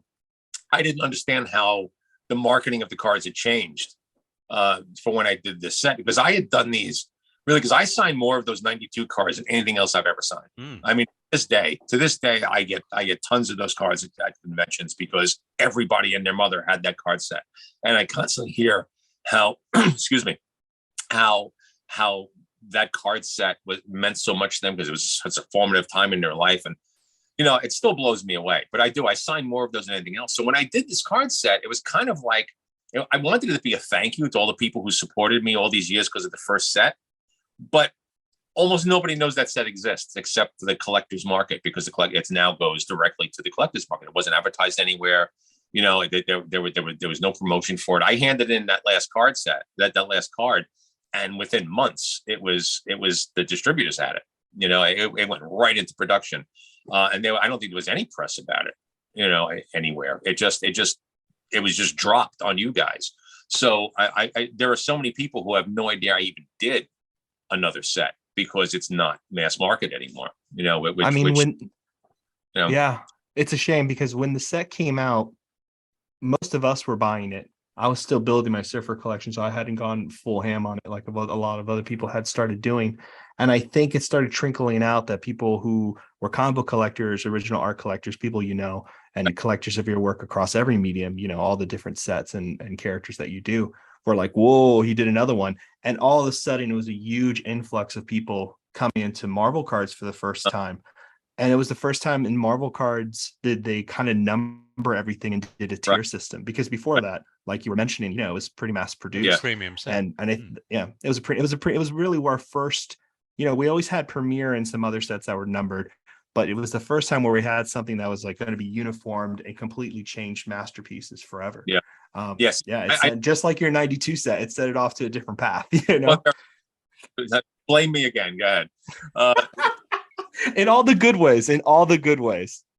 I still don't understand the tier system and why cards are worth. I don't. It makes my brain bleed when I try to figure it out. People tried to explain it to me, and I just don't get it. I get that that's what you guys do at this point, but yeah, I don't understand it at all. It's changed so much from the days of like mass market trading cards.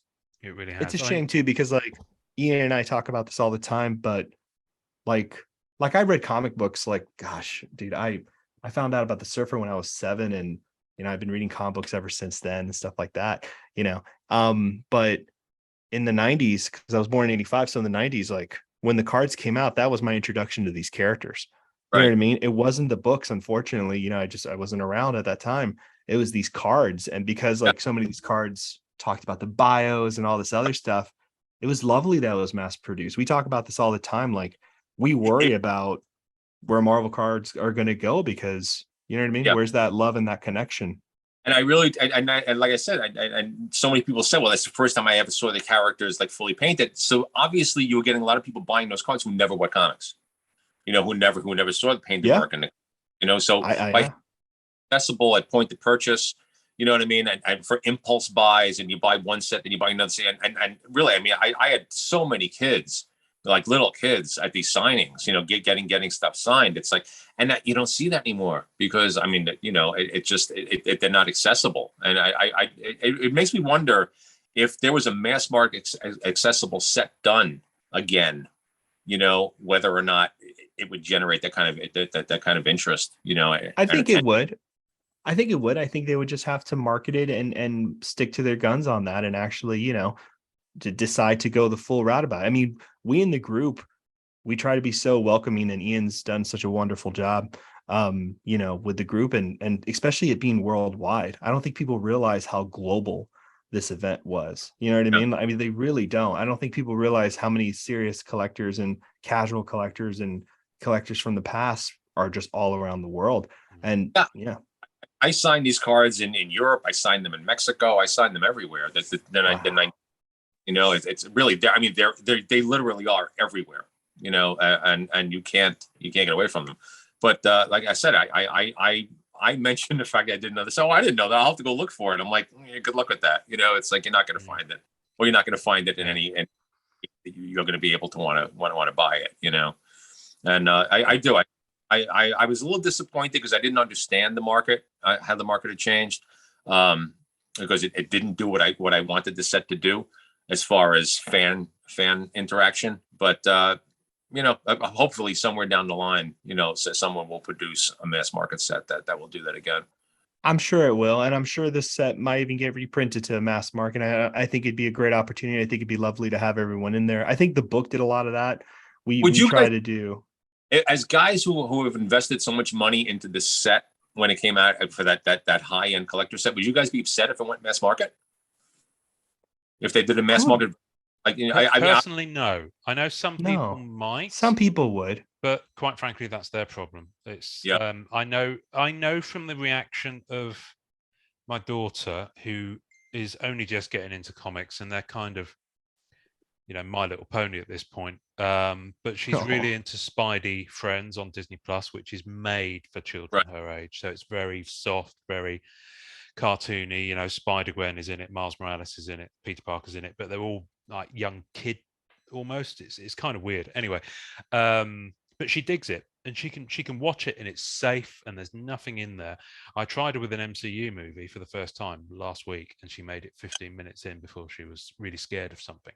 So she's not made that jump yet to photoreal, but she finds the artwork and the depictions in the 2016 set to be very accessible, even though the characters themselves might be scary characters or sinister characters. I mean, you got Green Goblin there, you've got Taskmaster. Right. It's got that fine line where it's okay. So I'm kind of thinking, well, if this ever did get produced as a mass market thing, it would be, I think kids would lap it up. I mean, that's what you need. But the thing at the moment is that the distribution model that Upper Deck kind of have is completely not geared to that at all. It's geared towards very much the big sold sports to collectors. distributors, goes to them, and then they can price it pretty much however they want. And it's a very narrow thing. Very few stores can get it without being an approved certain level of dealer.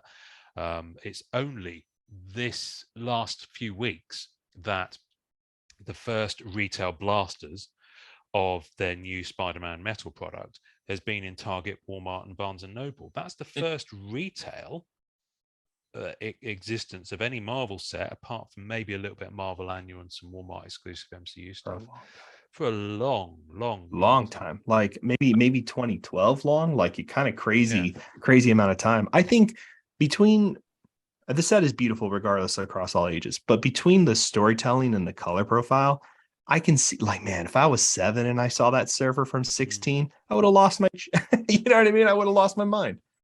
I understand that there are a lot of there are a lot of other distractions now. I mean, there was no internet in '92, and video games were in their infancy and stuff like that. So they're not an interactive endeavor for kids. But so it makes me wonder whether or not they'd still be into it. But I think if you have the right product, the right art, and they're accessible, I think kids will buy them.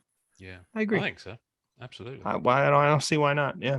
I was going to ask you. I've got one more question, and then you remember we talked about this book that's coming up. In fact, let's talk about the book straight next, because we've been alluding to it all the way through, and people might not know what the F we're talking about. So, what's happening with Marvel Masterpieces 92 and a book? Okay. We realized Mike Friedlander at FPG and I have been best friends for 25 years. I did the Tarzan trading cards for him back in the 90s. And we realized that the anniversary was coming up, and it really was, it's my career defining job. I mean, it's the weirdest thing. It's as I've done so much different stuff over the years, but it always goes back to that 92 set. This is the stuff that people remember.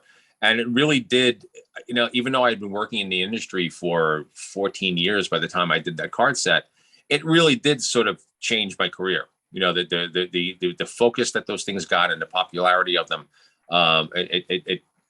it really did change the trajectory of my career. So I always felt that it being that important a set, the 30th anniversary is coming up, we should find some way to acknowledge it. So we were trying to figure out how to do a book. And we actually proposed it to Marvel a couple of years ago because we knew we wanted to do it. But we wanted to make it something special. We didn't want to just do like a reprint book like the books were done, when the comics came out. We wanted to do a high-end book, but basically a whole historical tome on the book, on the cards. So we're putting together the paintings, which unfortunately scans don't exist of a lot of them. This was pre-internet, so I wasn't scanning stuff. And while I normally shot transparencies of my work back then, these were done on such a tight schedule, I would just drop them off. And we always assumed that Marvel had the film or the scans, of the cards. And apparently over the years with the moves and the bankruptcies and stuff like that, stuff got lost. And they found some in a file cabinet at some point, but a lot of them are gone. We don't know if Skybox or Inkworks had them, if Upper Deck had them at this point. But they have supposedly the scans from the comics when they reprinted the comics, but they're cropped. Yeah. And what we do is we really wanted to post paint for the first time. We wanted to print the full uncropped images, because even on the cards they crop for bleed and stuff like that. Yeah. But we're having the hardest time finding a lot of the originals. We have collectors who are really accommodating, and letting us scan or photograph the artwork and stuff like that. Which is why the book's probably going to come out later than the 30th anniversary. We wanted it for October of this year. No, it won't be October of this year. It'll be early next year sometime. We'll probably announce it in October to hit the anniversary. Right. But yeah, it's taking a lot longer to compile everything than we had expected. But we also want to get all of the ancillary promotional stuff, the appearances that I did. We're having the retailers who own the stores. I did the appearances, contribute some stuff to it. Oh, wow. I think asked people on the page to contribute their memories for the book. So it's taking a little bit longer to put together. I also found, which I can't believe I found, because I had an envelope, because I was while I wasn't shooting the paintings, I would go to my local copy shop and I would make color Xeroxes of them if I had a chance. So I had an envelope with a ton of color Xeroxes, full size color Xeroxes of a lot of the paintings. They're obviously not perfect, but they're color copies. And I also found in an envelope, which I didn't realize I had. Remember I told you that I had broken down the cards for myself in these really loose sketches. Yeah. I actually found those sketches. So I had those in an envelope in the back of a flat file somewhere that I had no idea I still had. So we're going to produce those in the book also. We're going to those. They're not finished pencils. They're really loose, gestural drawings and stuff like that. But it was the genesis of each of the cards, and you'll see that some of them aren't exactly what eventually came out, because I ended up with ideas and I changed my ideas as time went along. But it's kind of interesting to see. So we have those. We found those, and then we're going to be doing the book as a Kickstarter. To get the thing up and running, and we wanted to make it special. I talked to Michael. I said, the guys who collect this stuff are really, really into this stuff, and they've always treated me so well. How do we make this special for them?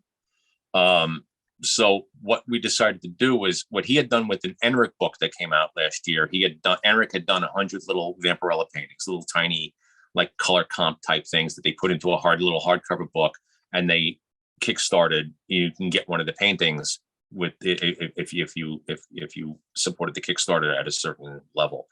So while I can't reproduce obviously every trading card in that card set, what I'm doing is what started out as what was supposed to be loose color comps of the figures from those cards are kind of turning into more fully finished paintings as I'm doing them.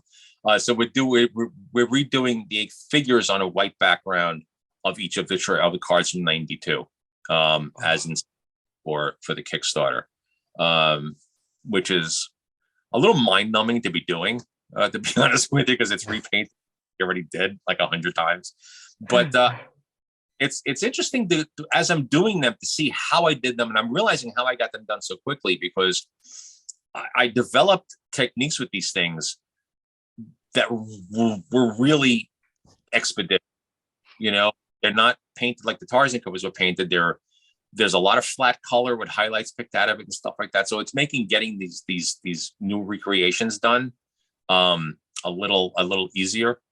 I call them color sketches. I call them color sketches in the group, and certain people were like calling FBG, going, "Oh, if they're color sketches, why are they going to be that much?" They're not really color sketches. They're fairly finished. Because I just couldn't, bang them out and not have them look like something that you guys would appreciate. So like pre-drooling here. I'm so excited. No, don't you dare show me one. Joe has left his chair. Here he comes. And all the ones I have done already into FBG, but these are a few of the new. So we're seeing Iceman. There's Phoenix. Oh my God, Phoenix. So oh my God. Hello. Oh, they're more. They're a little more than color sketches. But yeah, we wanted to make it special for you guys. more than anybody else, you know. So that's what we're doing with the Marvel Masterpiece book. So we're hoping to get as much of the actual originals as possible. And if not, then we're going to have to, you know, either use the crop scans from the comic books and stuff like that. But we're being fairly successful. I think we have 30 left that we need to find. So okay, wow, well, that's fantastic work. If there's anything more we can do to push out on other social channels, yeah, if you need anything from us, please don't be shy. We'll happily do so. There was a list of the ones that were missing. So I'll get the updated list from Michael of the ones that we need. The originals that are somehow out there somewhere. So hopefully somebody has them. I'm getting calls from the weirdest people. Dan Jurgens just messaged me a couple of days ago. He has 3 of them. He has 3 of the originals. Wow. What, years ago? Yeah, I was like, I had no idea. So we found 3 more of those. So they're coming from really weird places. But we are as the word's getting out, we are finding them, you know. But that's amazing. Yeah, we assumed all these years that Marvel had film, you know, that they archived it, but through the moves and everything else, I guess stuff like that wasn't really kept. I mean, they don't even have film of some of the comics. If you notice some of the Marvel Essentials that they reproduce, they're shooting from the comics because the film. So I guess over 60 years, stuff just kind of disappears. Well, it's organic. I know people are gonna love this set. I know this set's gonna the book is immediately gonna sell out, and this is gonna be extremely successful. I know people have been wanting this for some time, and seeing the work. I mean, and maybe I shouldn't say this loud, but if you didn't give us anything, I still buy the book. I'm very grateful to you for the extra work you're putting in there. Thanks. Yeah, I mean, we're trying to make it like as a complete historical account of that card set as possible. And as earlier, I mean, we had no idea what that card set was going to become, or I would have shot film of all of the paintings. You know, I would have kept, because I have film of almost every cover I've ever done. I used to get transparency shot, but that job, because of the scale and the time frame, it just never even occurred to me to shoot, you know, film of all this painting. Because who knew? Honestly, who knew? I mean, no one knew. Yeah, it's like you're a 14-year overnight success in 1992. I guess that must have been how it felt. Yeah. And you think about it, it's like I stopped to think about it and do like the time frame. And I'd been working for 14 years at that point when I did that card set, and it just. I mean, I was getting work and people knew who I was, but that really just elevated my career to a whole, you know. Something I wanted to ask, and I'm glad we kind of segued to this point, because obviously we've got the MMC group, which is, you know, a whole legacy of now 11 sets, a 12th one coming whenever it's able to be. By the way, say that again, sorry. I've seen the art for the new Masterpiece set. I'm friends with the guy who's doing it. Great. Okay, this is good. That's amazing. Good. Happy. Good. Okay, this is good. There's also a JOE JUSKO fan club group on Facebook. Yes. So it must be quite which I still find.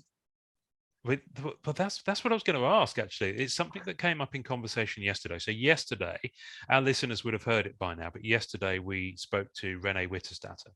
Yes. And she's a gorgeous lady. We had a really fun time. And we had a topic of conversation come up there, and I jotted down the following question. And I don't know how. Renee asked us a question to ask you. Oh yeah, Renee asked us a question. We were dying. So I'll get to that. That's the light-hearted question. This question is not meant to be that heavy. But how do you find balancing that kind of personal life and how much you share of your process and your work with that kind of public persona and the kind of, we had a good conversation yesterday about the fact that a lot of the creators are almost as looked up to by a lot of their fans as the superheroes are. You've got that same kind of perception there. How's that been for you as someone who I strike as a very down to earth, very humble, hardworking fella? Yeah, I'm what you see on social media essentially is me. You know, I've never been one to put on an air or or try to be something I'm not, So if you follow my page, you see I post artwork and I post like stupid memes or accounts and stories and stuff like that. I enjoy the interaction with people because I work by myself most of the time. So I find the interaction on social media to be psychologically beneficial for me, Okay. and I do my best not to become confrontational. People think they know me because we talk on social media, but honestly, it's like, my friends know me. You know what I put out there. I don't do politics. I don't do religion. I just don't. I don't see any point ever doing that. People assume they know my politics because I was a cop. You don't know my politics. Yeah. I don't think that I don't post really personal stuff. I don't post. My wife and I talk about this all the time. You don't post personal stuff. I'll post shots of me and my grandson and stuff like that. But I really personal, like medical stuff. And I see people posting medical stuff all the time. I don't see any reason to do that.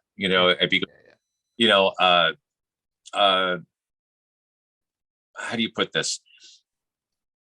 People think that because you're Facebook friends, that you're friends. You're a guy that I barely know. You're like that guy I see on a subway across the street, across the car from me that I strike a conversation with. I don't know, you don't know me, but we chat, and people tend to get personal. They ask you personal questions as if you're obligated to answer them. And it's none of your business. I will be as sociable as I possibly can. I really like talking to people online, but there's a limit to how much you share. There really is. Yeah. Well, I think what's always so brilliant about you and pretty much everyone else, I mean, everyone else, not pretty much everyone else we've met, we're very lucky community of card collectors, because all the artists have been nice. You know what I mean? Like everyone's so pleasant and so respectful of each other. And that was the big part of the group too. And a big part of this podcast is, this is like an oral history because, this stuff doesn't exist anywhere else. Right. And we always appreciate you guys' time and everything you do with us. And we always hope that most people in the group and fans are understanding that, hey, this person's out of their very busy schedule, doing this for us, saying hi, dropping some kind of fact that we're all obsessing about, you know what I mean? And kindly moving on with their day. So we appreciate you, and it's completely understandable and frankly, professional and the way to do it. Like I said, I enjoy coming to that page. It's one of the few pages that I interact on as much as I do. I'll go to certain pages, and if people, because I follow art pages and comic pages, and we'll talk about art and stuff like that. But I really appreciate that, and I learn a lot actually, because like I said, it's changed so much. So I learn a lot from that page, also from listening to you guys talk and chat and about what's going on. You know what I mean? But yeah, it's and most people understand that I don't live on Facebook. It seems like I do sometimes because while I'm working, and I'll take a break and I'll scroll and I'll make a comment here and there. So people think that if they message you, that Facebook Messenger is like an intercom and you're supposed to answer them right away. Oh, I get that. What I mean? Yeah. Hey, dude, it's like, okay, I was just on Facebook maybe 5 minutes ago, but I'm not on now. Just my browser's open doesn't mean I'm scrolling Facebook. Yeah. Right. But we get that as because I've stepped back from adminning the group now, because I did it 4 years and it was just full on. Because nice as people are, there are some crazies. But I'm sure you get this, Norrin, where people message you on Messenger and they go, "Hi, Ian," and they're waiting for you to respond like it's live chat. Yeah. And I have to say to them, don't leave me hanging. Say what you want to say, and I'll get back to you when I've got a moment. I'm not going to interrupt dinner with my family or something like that to respond to you, just because it's like an instant thing for you. I do find it very interesting the way that social media can be positive and the feedback that you get and the interaction that you get, but it can also be create bizarro world is the expression. A fine line, yeah. And the expectations sometimes are a bit much from people, but I find that not to be the norm. Thankfully, Same. I mean, I and I do everything I can to avoid conflict on social media. I don't tweet because I think Twitter is one of the most aggressive places on the face of the earth. You know, Same. I do Instagram as an art drop on Instagram. I can share stuff. I can honestly say I accidentally looked at my DMs on Insta. I have never answered a DM on Instagram ever, and I've got a billion of them. I just noticed. You know, so people might think I'm an asshole. I'm ignoring them, but the whole attraction of Instagram was the fact that you didn't really have to interact in the way you do on Facebook. You know what I mean? I enjoy Facebook because of the interaction. Instagram was basically just supposed to be sort of like a promotional thing for me, you know. But so if you've DM'd me on Instagram and I haven't answered anybody. I've never answered one DM on Instagram ever. Everyone's on the same playing field. Well, that's the thing. You know, Instagram started like that, but because Zuckerberg and Facebook, now Meta, whatever it's called, owning it, they want this to be a universal messaging ecosystem between WhatsApp, Messenger, Instagram, you know, whatever else they haven't yet bought. And it's too much. I said this when we spoke to Bill Sienkiewicz, who was gorgeous, about Twitter, because he really does Twitter quite well, and he does get into it as well. I always find it fascinating to watch how different people navigate the different waters and the different temperaments. I'm going to jump to the question that Renee asked us to ask you. Now, we don't know what this means. We have no idea what she was talking about. I said to Renee, we assume it's an inside joke. If we were going to pass along one thing to Joe or ask him a question, what would it be? And she said, without hesitating, what superpower does he have in connection with the animal kingdom? I can attract cats no matter where we go, all over the face of the earth. That's amazing. I am. It's the weirdest thing. It's like cats are attracted to me. You know, I think I have an affinity for them. We were in Spain, and there was a cat like on the other end of this courtyard. And I would call to it, and the cat would come to me. I mean, the cats somehow seek me out all over the world, and I can't figure out what my superpower is as far as cats go. Oh, that's wonderful. That's pretty great. So there's two more things that people sent in. So an artist, Andre Orsh, who does wonderful work, sketch cards, nicest guy, and super bigger awesome. pieces. He's in Canada, just outside Toronto. He just said simply to tell Joe, I said, thank you for opening my eyes to what comic art could look like. He is probably the biggest influence on my artistic journey and the reason I got into painting.